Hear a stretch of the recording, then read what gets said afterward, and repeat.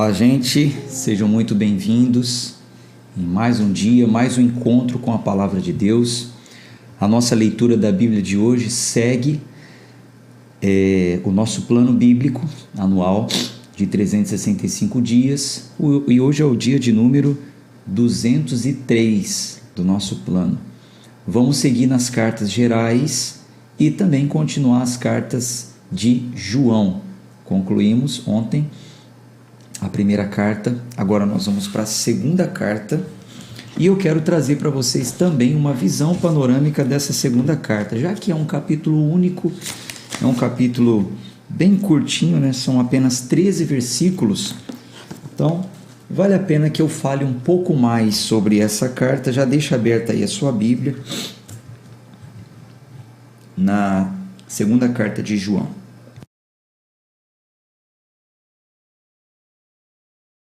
Não esqueça de deixar aí o seu nome, de onde você nos acompanha, usar o espaço dos comentários, inclusive quem acompanha a gravação em outro horário. Gente, vou falar isso aqui mais uma vez.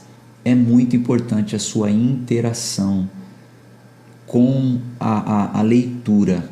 É muito importante para o YouTube, para o meu canal. Você acompanha esse conteúdo gratuitamente. Mas se você interage, o YouTube entende que o assunto é bom, é importante. Por que vídeos viralizam? Vídeos de cantores, vídeos de piada, pegadinha. Por quê? Porque as pessoas que assistem, elas se empolgam, elas dão like, elas comentam, compartilham. Aí o YouTube entende, olha, as pessoas estão gostando e entrega para mais pessoas. Então, se você está fazendo parte dessa leitura da Bíblia e você está gostando, dá o like, comenta, participa durante a leitura, mesmo acompanhando em outro horário, se você não estiver ao vivo. Compartilhe com os seus amigos, se inscreve no canal, se você ainda não é inscrito, ativa as notificações, tocando no sininho. Isso é importante, porque aí o YouTube vai entendendo que o canal tem relevância nesse meio e vai entregar para pessoas que nesse momento estão pesquisando leitura da Bíblia. Tem gente nesse momento que está pesquisando, somos bilhões de pessoas, né? Tem gente que está lá, pesquisando leitura da Bíblia, leitura ao vivo, João.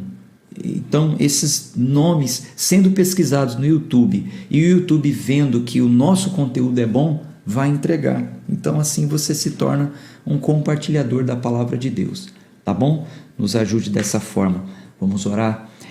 Senhor, obrigado por mais um encontro com a Tua Palavra. Louvamos, exaltamos o Teu nome, o Senhor é muito bom e as Tuas misericórdias duram para sempre. Oh Deus, por causa das Tuas misericórdias que estamos aqui, Senhor. A Tua graça nos alcançou, nos revelou a verdade, nos entregou uma família tão linda, tão maravilhosa, que a cada dia vem crescendo, aos pouquinhos, mas vem crescendo, por Tua infinita graça e misericórdia, e se o Senhor quiser, que alcance milhares de milhares. Nos dê sabedoria, discernimento para essa leitura. Oramos em nome de Jesus. Amém. Segunda carta de João, capítulo único. Vamos a uma visão panorâmica. O que você pode esperar ao ler essa carta? Qual a sua audiência? Qual o propósito que foi lido? O seu autor? Contribuição bíblica? Enfim, tudo isso é bom nos atentarmos para um bom entendimento. Sobre o destinatário, a gente já vê logo no comecinho da carta. Deixa eu abrir aqui. Segunda carta de João, versículo 1. Olha só, o ancião, no caso João, né? Ele se intitula também como o ancião, a senhora eleita. O ancião, a senhora eleita. Esse senhora eleita faz menção a uma senhora realmente, e a igreja se reunia na casa dela, ou a igreja, tá? Ou ele estava se referindo à igreja que foi eleita ali naquele lugar, ou especificamente a uma senhora que foi eleita, escolhida, e na casa dela se reunia a igreja. Aí não tem como a gente falar com certeza, porque a Bíblia não fala com clareza, tá? Alguns estudos apontam que pela forma de João falar e pela forma que as pessoas falavam naquela época, não se refere a uma pessoa, tá? Naquela época não falaria com uma pessoa assim, dessa forma. A senhora, a gente não vê em outros textos, mas tudo bem, não é o tão importante agora. O importante é entendermos que a carta é uma carta geral dirigida à igreja. Então, o destinatário dessa carta é a igreja eleita, uma congregação que se reunia neste lugar. E essa segunda carta de João é uma carta fervorosa no amor. Aliás, todas elas ele fala sobre o amor. João é muito conhecido como discípulo do amor, mas nessa carta também ele fala de forma fervorosa sobre o amor, sobre estar vigilante também contra os enganadores. Então, veja, mais uma carta que está dizendo para a igreja: fiquem atentos, fiquem vigilantes por causa dos enganadores. Gente, se a igreja, vou voltar um pouco mais, se o povo de Deus no passado, na velha aliança, velho testamento, velho concerto, tinham que estar atentos quanto aos falsos profetas, os cristãos do primeiro século, do tempo de Cristo e após Cristo, o tempo dos apóstolos, tinham que estar atentos com os falsos mestres. Por que hoje a igreja, nós seríamos o único povo que poderíamos relaxar quanto aos falsos pastores e aos falsos ensinos? Não faz sentido. De uma visão ampla, conhecendo a humanidade e as estratégias de Satanás, nós não podemos relaxar quanto a isso.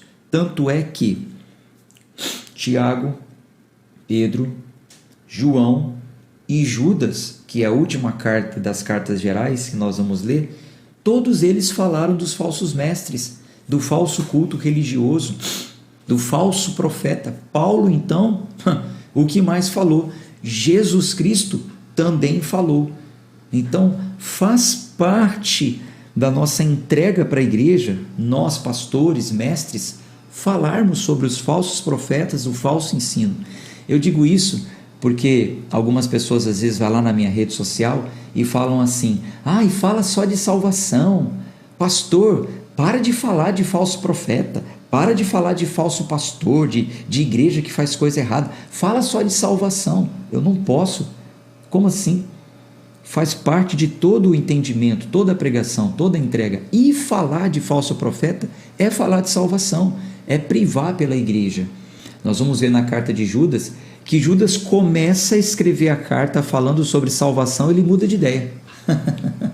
Ele ia falar só sobre salvação. Então ele fala da salvação: olha, quanto à salvação, nós temos o mesmo pensamento, mas aí ele começa a falar de falso profeta, de falso ensino. É uma carta severa, dura, pesada. Depois da carta de Pedro, é uma das mais severas que fala sobre o falso profeta. Então, faz parte. Não teria como, na nossa leitura da Bíblia desse ano, eu não dar uma ênfase nesse ponto.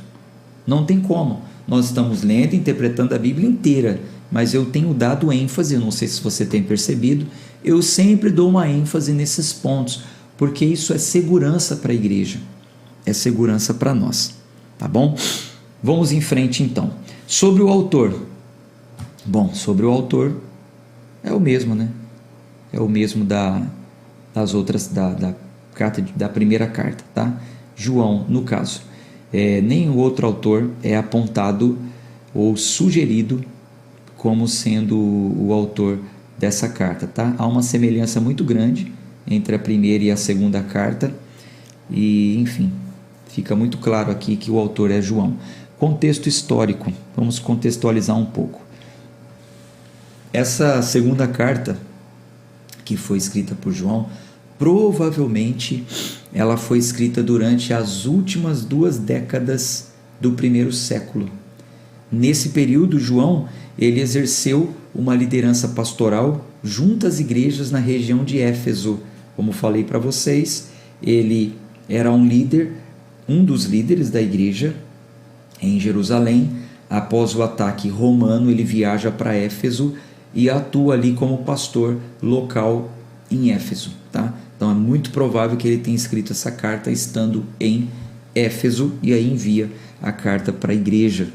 O seu tom mostra que ela é uma carta altamente pessoal e que reflete a afeição de João por esses cristãos, um profundo interesse pelo bem-estar dele, contextualizando aqui a carta. Qual o propósito? Por que ele escreveu a carta? Com qual propósito que essa carta foi escrita? Veja, da mesma forma que Jesus chorou entrando em Jerusalém, Jerusalém, Jerusalém, que mata os seus profetas, ele sabia que Jerusalém abandonaria a fé que vinham confessando há tanto tempo, né? Há 3 anos que as pessoas estavam ali, na grande maioria, reverenciando a Cristo, seguindo a Cristo, adorando a Ele, mas ele ia passar por um problema ali e a Jerusalém seria contaminada, né? Ele chora por Jerusalém. A gente vê o apóstolo Paulo também sentindo uma pressão interior. O apóstolo Paulo falava assim: eu me preocupo, pesa sobre mim a responsabilidade com todas as igrejas. Ele se preocupava com as igrejas e diariamente ele diz: todos os dias pesa sobre mim uma preocupação com todas as igrejas. Isso está escrito em 2 Coríntios, capítulo 11. Eu vou mandar no PDF para vocês. A gente vê que João, ele escreve essa carta porque ele também estava preocupado com a congregação. A gente vê aqui João com alguns serás na mente dele, né? Ele não está com a igreja, então ele fica: será que eles vão deixar que o amor de Deus governe entre eles? Ele está muito preocupado quanto o amor de uns para com Deus e o amor de um para com os outros. Então ele dá muita ênfase, dizendo: só o amor vai preservar vocês como igreja, vocês têm que amar uns aos outros, não percam o amor a Deus, o amor à palavra, o amor ao próximo, o amor ao estrangeiro. Ele está preocupado se o amor vai incorporar a igreja ou não. Ele tem uma outra preocupação também, nas 3 cartas nós vemos isso. Ele se preocupa pensando, né?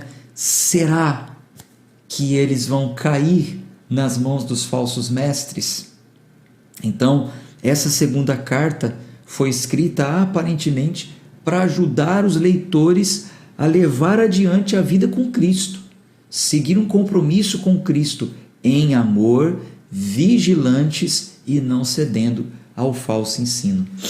Nessa carta, João ele usa 6 palavras principais para unir a carta. 6 palavras-chaves, vamos dizer assim. Ele usa repetidas vezes ou repetidamente essas palavras. 6 palavras: verdade, amor, mandamento, andar, ensino e filhos. Para você ter uma ideia, a palavra verdade ele usa 5 vezes. E essa palavra verdade faz menção à palavra, tá? A verdade. 5 vezes ele fala sobre a verdade, estão na verdade, tem a verdade. A palavra amor, 4 vezes. A palavra mandamento, 4 vezes. Andar, fazendo menção a caminho, 3 vezes. Ensino, 3 vezes. Filhos, 3 vezes. Então são palavras-chave. Em tão poucos versículos ele usa repetidamente, aliás, essas palavras, tá? A mensagem de João é muito clara. Ele fala para os seus filhos andarem na verdade, obedecerem os mandamentos, amarem uns aos outros, guardarem o ensino de Cristo para não serem enganados. É um resumo. Para os seus filhos andarem na verdade, obedecerem os mandamentos, amarem uns aos outros, guardarem os ensinos de Cristo e não serem enganados pelo anticristo. Ela contribui para toda a Bíblia de uma forma bem específica. Por exemplo, não é fácil, né? Não é fácil a pessoa se manter. Não é fácil. relativamente é fácil as pessoas se desviarem, na verdade, né? A congregação se desviar. Facilmente uma pessoa pode se desviar. Então, essa carta ela contribui para que os leitores se lembrem da prioridade básica, da perspectiva da atividade cristã, o amor mútuo. O amor. Então, é muito fácil uma congregação se perder, mas uma congregação que é regida pelo amor, uma congregação que tem um amor ativo e prioriza o amor, então é uma congregação que estará mais protegida. Uma segunda prioridade, e não menos crucial, é o verdadeiro ensino, o ensino cristão, uma boa teologia, a doutrina puramente bíblica. Inclusive, essa carta ela faz uma breve chamada, mas muito poderosa em prol da constância. Por que uma chamada breve, que é só um versículo, e por que poderosa em constância? Porque ele assegura aos leitores que fiquem atentos, tomem passos corretos, sendo constantes no ensino correto, porque isso traz recompensa. É o que ele fala no versículo 9. Deixa eu ler aqui com vocês. Versículo 9. Todo aquele que transgride e não permanece na doutrina de Cristo não tem Deus. Aquele que permanece na doutrina de Cristo, esse tem tanto ao Pai como o Filho. Deixa eu ver aqui, peraí. Versículo 8, tá? Perdão, versículo 8. Olhai por vós, para que não percais as coisas que trabalhamos, mas recebais a plena recompensa. Era esse versículo aqui, tá? Desculpe, acabei lendo o 9. Então, olha o chamado dele, breve, é um versículo só, mas um chamado à constância. Olhai por vós, tome cuidado, não perca as coisas que trabalhamos para que vocês recebessem, ou seja, a doutrina, que nós trabalhamos para implantar aí a doutrina, mas recebais a plena recompensa. Então, é um chamado poderoso, porque está dizendo que aquele que persevera, aquele que é constante no verdadeiro ensino, receberá a recompensa. Então, ela contribui para a Bíblia e para toda a igreja nesses sentidos que eu falei aqui para vocês. Tá bom? Gente, então vamos à leitura. É uma leitura breve, é um capítulo único, apenas 13 versículos. Então vamos nos atentar aqui a partir do versículo 1. Segunda de João, capítulo único. O ancião, a senhora eleita, e a seus filhos, aos quais amo na verdade. E não apenas eu, mas também todos aqueles que têm conhecido a verdade, por causa da verdade que habita em nós e estará conosco para sempre. Que a graça esteja convosco, misericórdia e paz da parte de Deus o Pai e do Filho Jesus Cristo, o Filho do Pai, em verdade e amor. Alegro-me grandemente por ter encontrado alguns de teus filhos andando em verdade, assim como recebemos o mandamento do Pai. E agora, rogo-te, Senhora, não como escrevendo um novo mandamento para ti, mas aquele que desde o princípio tivemos, que nos amemos uns aos outros. E este é o amor, que andemos segundo os seus mandamentos. Este é o mandamento, no qual, como já desde o princípio ouviste, deveis andar. Porque muitos enganadores entrarão no mundo, os quais não confessam que Jesus Cristo veio em carne. Esse tal é um enganador e um anticristo. Olha só, versículo 7, muitos enganadores entrarão, muitos. E aqui ele vai falar de uma heresia, a que estava mais evidente naquele tempo. Mas muitas são disseminadas, muitos enganadores se levantaram já, né? Como ele disse, se levantarão. Ele falou sobre um ensino, uma heresia, onde diziam que Cristo não veio em carne. Havia um ensino naquela época que dizia o seguinte: não, o Cristo que teve aqui, ele era 100% Deus, estava como Deus, por isso ele resistiu às dores, ele não estava em carne. Heresia, era um falso ensino. Então ele falou: cuidado, olhai por vós, para que não percais as coisas que trabalhamos, as coisas por que trabalhamos, mas recebais a plena recompensa. Então veja, meus queridos amigos e amigas, é nosso dever, é dever do cristão andar corretamente diante da doutrina que recebemos e defendermos a nossa fé do falso ensino. É nosso dever. Versículo 9: todo aquele que transgride e não permanece na doutrina de Cristo não tem a Deus. Aquele que permanece na doutrina de Cristo, esse tem tanto ao Pai como ao Filho. Se alguém vier ter convosco e não trouxer esta doutrina, não o recebais em vossa casa, nem tampouco o saudeis, porque quem o saúda toma parte dos seus feitos malignos. Gente, esse aqui é um dos alertas mais importantes quanto ao falso ensino e o falso crente. Preste atenção nisso. Esse versículo aqui, a gente precisa falar sobre ele com muita responsabilidade, a gente precisa conversar sobre ele. Por quê? Porque esse versículo está dizendo que quem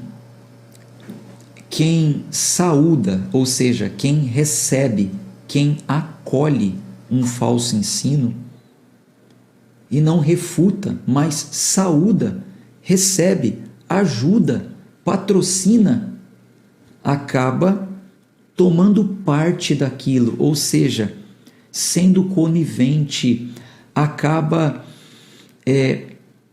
sendo participante do falso ensino, consequentemente do erro, coadunando com o erro. Então veja, deixa eu te falar uma coisa, há várias formas de ensinar a doutrina de Cristo, várias formas de se aplicar a doutrina de Cristo, mas, deixa eu só fechar uma notificação que abriu aqui.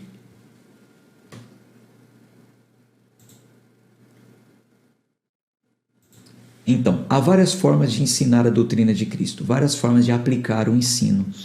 No entanto, os fundamentos foram estabelecidos por Cristo quando ele veio, e os apóstolos ensinaram isso. Nós devemos nos ater ao ensino de Cristo, como ele disse que a doutrina deveria ser ensinada e como os apóstolos que tinham autoridade para isso, como únicas testemunhas ocular a partir deles, nenhuma mais era uma testemunha ocular de Cristo. Então nós tomamos o ensino dos apóstolos como exemplo. Então João, ele apela para o amor e a fidelidade e adverte contra a perversão dos ensinos apostólicos a respeito de Jesus. No versículo 10 e 11, a repreensão ela ainda é mais severa. Por quê? Ele diz o seguinte, que quando nós ficarmos sabendo de algum falso ensino, de uma outra doutrina, então nós precisamos usar o discernimento da forma que fomos instruídos e não dar apoio à missão destrutiva de qualquer um deles. Olha o que ele fala: tão pouco recebam na vossa casa, tão pouco saúdem. Ou seja, não acolham esse tipo de ensino. Receber em casa, gente, é dar condições. Eu recebo alguém em casa, eu dou um café, eu dou uma água, um almoço, uma estadia, enfim. Receber faz sentido a patrocinar, ajudar. E ele está dizendo o seguinte, que quem saúda toma parte dos feitos malignos, ou seja, quem acolhe os falsos mestres É a mesma coisa que aprová-los. É a mesma coisa que fazer parte. E se eu faço parte dos feitos malignos, eu também farei parte da colheita desses feitos malignos. Eu também prestarei conta. Então isso aqui é um versículo que a gente precisa conversar com muita responsabilidade. Por quê?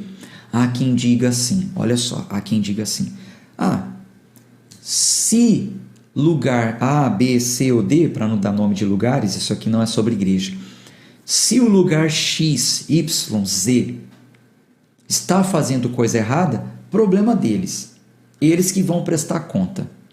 Sim, mas se você frequenta, se você dizima, se você oferta nesse lugar, você está patrocinando as coisas erradas. Você está patrocinando obras malignas. Fins que não justificam os meios que eles usam. Não justifica. Ou meios que não justificam o fim, quando dizem, mas no fim é para ganhar almas, no fim é para salvar pessoas, no fim é para salvar pessoas. Mas se os meios são ilícitos, heréticos, não justifica. Então assim, eu deixo aí uma reflexão para vocês. Pensem, esse ano é libertador, porque conhecereis a verdade vos libertará. Esse ano é o ano que muitas pessoas aqui do nosso clube de leitura da Bíblia terão que tomar decisões sérias quanto aos ambientes que frequentam, quanto aos ensinos que ouvem. Alguns precisarão procurar um ambiente mais bíblico, mais verdadeiro. Então, peço que o Espírito Santo te dê sabedoria e coragem e força, fé, determinação para fazer o que tem que ser feito. Porque, acima de tudo, não é a placa que vai te salvar, não é o ambiente, não são as pessoas. Quem vai te salvar é quem morreu por você na cruz e pediu para você, agora faça isso. Eu fiz isso por você, agora você tem que fazer isso. E os apóstolos estão ensinando. Então, muito cuidado. Versículo 12. Tendo muitas coisas para vos escrever, não quis escrever com papel e tinta, mas espero ir ter convosco e falar face a face, para que a nossa alegria seja completa. Os filhos de tua irmã eleita saúdam-te. Então, você vê que aqui faz menção à igreja. Ele está falando, o filho da tua irmã eleita saúda-te. Então, eu estou saudando vocês aqui, vocês aí, daí, como eleitos que somos aqui, né, irmãos, estou saudando vocês aí, enfim. Mas é isso. Bom, a nossa leitura encerra aqui. Amanhã a gente continua, se Deus quiser. Até amanhã. Um abraço de fé e força. Tchau, tchau.